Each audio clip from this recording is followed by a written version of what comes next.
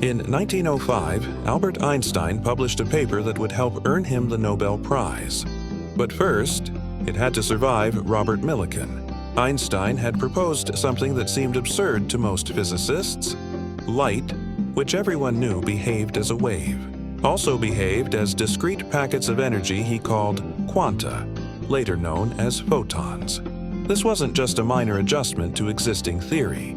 It was a direct challenge to decades of established physics. Light as particles? That contradicted everything physicists thought they knew about electromagnetic radiation. The scientific establishment was skeptical. Many physicists considered Einstein's idea interesting, but probably wrong. Others were more blunt. They thought it was nonsense. Robert Milikan was in the latter camp. Milikan was one of America's most respected experimental physicists. Meticulous, precise, committed to classical physics. He had already built his reputation on careful experiments that could measure physical phenomena with extraordinary accuracy. And he was convinced Einstein's photon hypothesis was wrong. In Milikan's own words, he described Einstein's theory as reckless and called the photon concept wholly untenable. But Milikan believed in something more important than his own opinions: rigorous experimental proof. If Einstein's theory was wrong, the evidence would show it. So Milikan decided to conduct the definitive experiment on the photoelectric effect, the phenomenon Einstein's theory explained. He would design an experiment so precise, so carefully controlled, that it would finally settle the question, and he expected that experiment to disprove Einstein. The photoelectric effect was well known by the early 1900s. Shine light on certain metals, and electrons are ejected from the surface. Scientists had observed this for years. Classical wave theory predicted that if you increase the light's intensity, brightness, electrons would be ejected with more energy. More light energy hitting the metal should mean more energetic electrons coming out. That made intuitive sense. More energy in means more energy out. But experiments showed something weird. Increasing light intensity didn't increase the energy of ejected electrons. It just increased the number of electrons ejected. What did affect electron energy was the light's frequency, color. Blue light ejected faster electrons than red light, regardless of brightness. Classical physics couldn't explain this. Einstein could. In his 1905 paper, Einstein proposed that light consists of discrete energy packets, photons. Each photon's energy depends on the light's frequency. E HF. Energy equals Planck's constant times frequency. When a photon hits an electron in metal, it transfers all its energy to that one electron. If the photon has enough energy, high enough frequency, the electron breaks free. The leftover energy becomes the electron's kinetic energy. Brighter light means more photons, so more electrons are ejected. But each photon still has the same energy. So individual electron energies don't increase. It was elegant. It explained the observations perfectly, and it required accepting that light, which everyone knew was a wave, also behaved as particles. Most physicists weren't ready for that leap. Robert Milikan certainly wasn't.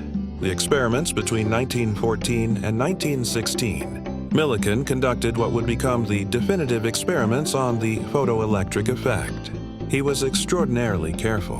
He created an ultra-high vacuum chamber to prevent any gas contamination. He developed methods to prepare perfectly clean metal surfaces, critical because surface impurities would throw off results.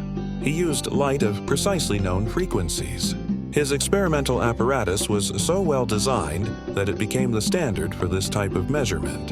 And he collected data, lots of data, measuring the kinetic energy of ejected electrons for different light frequencies, different metals, different conditions. The data started coming in, and it matched Einstein's equation perfectly. Not approximately, not close enough, perfectly. The energy of ejected electrons depended on light frequency exactly as Einstein predicted. W, where W is the work function, energy needed to free the electron from the metal. As Milikan continued his experiments, testing different frequencies, different metals, the pattern held. Every measurement confirmed Einstein's mathematical relationship. Milikan had set out to find the flaws in Einstein's theory. Instead, he'd confirmed it with unprecedented precision. Here's where the story becomes a lesson in scientific integrity. Milikan still didn't believe in photons. He thought Einstein's equation was correct mathematically, but that the physical interpretation, real particles of light, was probably wrong. There must be some other explanation that would preserve wave theory. But the data was the data. In 1916, Milikan published his results. He reported honestly that his experiments confirmed Einstein's equation with remarkable accuracy. He wrote that the photoelectric effect data matched Einstein's predictions, with a precision approaching 0.5%. He also included his continued skepticism about the photon concept itself. His paper contained this remarkable statement: despite the apparently complete success of the Einstein equation, the physical theory of which it was designed to be the symbolic expression is found so untenable that Einstein himself, I believe, no longer holds to it. Einstein very much still held to it, but Milikan's doubt shows how radical the photon concept seemed. Think about what Milikan did. He published data that supported a theory he considered untenable. He could have downplayed the results. He could have looked for alternative explanations. He could have waited, hoping to find some experimental flaw. Instead, he reported what he found. Truth over ego, evidence over expectation. That's what good science looks like. The consequences Milikan's work became foundational to quantum physics. His precise measurements demonstrated beyond doubt that Einstein's equation correctly described the photoelectric effect. This didn't immediately convince everyone that photons were real.